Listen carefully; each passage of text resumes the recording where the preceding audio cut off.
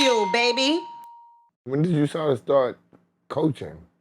Decide to coach? When did you, not even a head coach, just period. When was it over? Like, where was you at when you say, I'm done with this shit, I'm gonna move on or whatever, I'm gonna start coaching now? Well, I'll say it to you like this.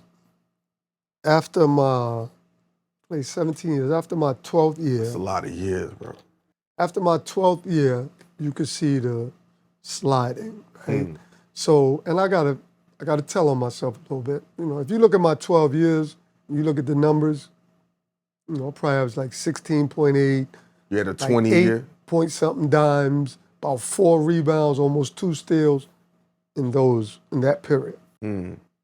Well, because of my unprofessionalism and things, the last 5 years were tough because no one trusted me then, right? So all the teams who ultimately picked me up, it was kind of like, Dad, we need a point guard. So like those last 5 years, I had to wait for teams to call me. So I probably wouldn't get to training camp. Team is 1-19. Okay, let's go get Rod. Let's go get Rod.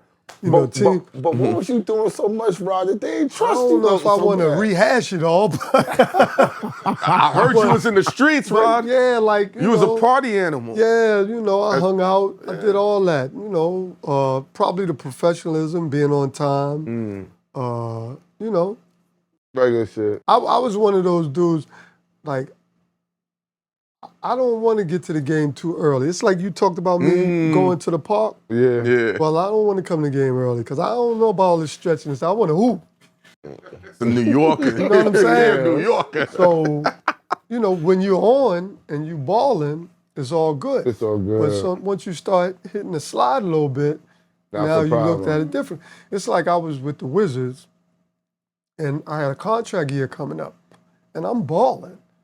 But I'm also eating hot dogs and fries and popcorn before the game, right? But no one, it's all good. No one really said nothing. But as soon as I'm in that contract negotiations, you eating hot dogs and popcorn. now they're trying to kill me. That affected your money? But I'm still giving you 18 and 10. But I'm not sure about you because you might not be stable because you don't eat right. You're not taking care of yourself. You partying. So I don't know. So that stigma could just carry over. And to be quite honest, you know, as a grown man, once you out of it, you get it. Like I remember coaching and I was like, oh, I get it. I said, I might call a couple coaches and apologize. Who's the coach you wanted to apologize? Nah, I'm just joking. Come on, Patino? No, I'm kind of being a little sarcastic. It's like, don't take me so serious. Yo, Rod, did you call me? Nah, that was a bugged out. I'm being sarcastic. Yeah, it's a little sarcasm in there. Nah, I called you by accident. But I understood it. Yeah. And when you're in it, and I don't think what people don't understand, like, and I always talk to people about habits, like the habits you create. So when I was a young guy, like when I was 10 years old, my friends had to come upstairs and get me out the bed to go play the game. You know, when I went to high school, I didn't really go to school and do the work I was supposed to do. I went to Rice High School for a year, and I had to do work. Yeah. Then I went to Truman, was a public school. Then I had to go to Oak Hill Academy, where I had to get my grades together. Then I did work. Then I went to college. How'd you get to DePaul? Well, let me get to that. Right. But you start all these bad habits, and you've gotten away with it forever, and then now you get in the league, and you get this money, and you got the fame, and people seeing you, and they expect you to be something different. They expect you to be buttoned up and professional and all that. But I was never that. So it was hard for me to ever get to that. And I don't know if I truly understood it until I was done. But I could hoop. So you give me the ball and you get me on the court, everybody's fine with me because I'm going to play the right way. I'm going to make everybody happy. But then you're doing all these unprofessional things around it. And at the time, you don't really understand what you're affecting. You know what I mean? So I always talk about that. Like, I just didn't have the habits, you know? But afterwards, I was able, like even now, you know, like I was assistant coach in college, which I had to learn to be professional. I was about to ask you, No, how did you get a shot in college? Because I'm going to get to that. So I had to learn to be professional. And then, you know, I just worked in the NBA. You know, I was heading Team Ignite, right? And then I'm here. So I was able to grow. So I was lucky. Because even John Calipari, I have to always respect him because he gave me the opportunity. At Memphis, right? At Memphis. But he let me grow too, because it wasn't perfect. You know what I mean? Seeing you on the bench, I was like, Rod, coaching at Memphis? Well, no one thought I would coach. But you was there with, I don't even know. with Rose, right? Derrick Rose, Tyreek Evans. Yeah, wow. But I had to learn to be professional, and I had to, but Cal stuck with me. So I wound up coaching in college. My last year in the league, I told my kids, I told them that I would be done. Right? So when that year was over, I still wanted to play.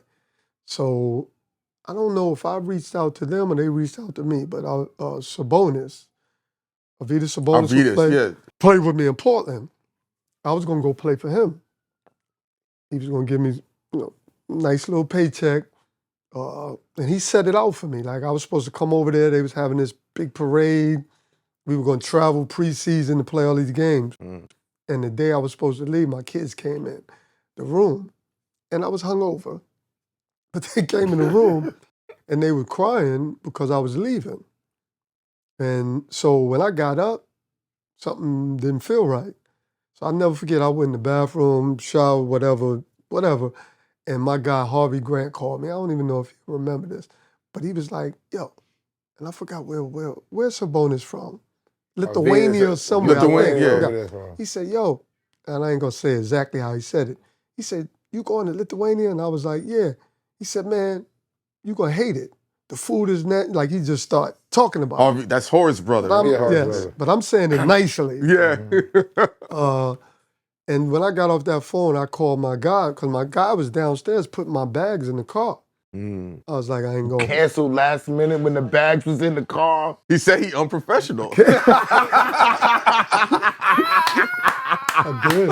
I ain't mad at it. Canceled just like that. What?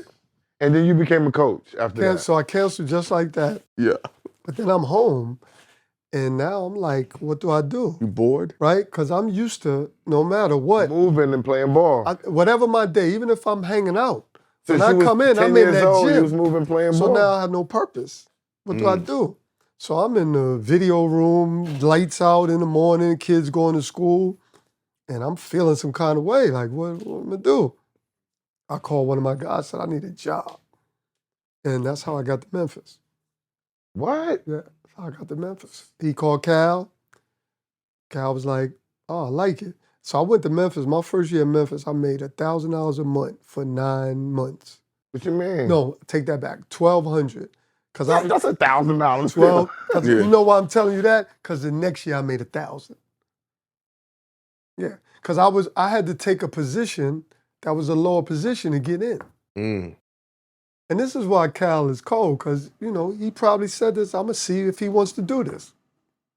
Got you. Right?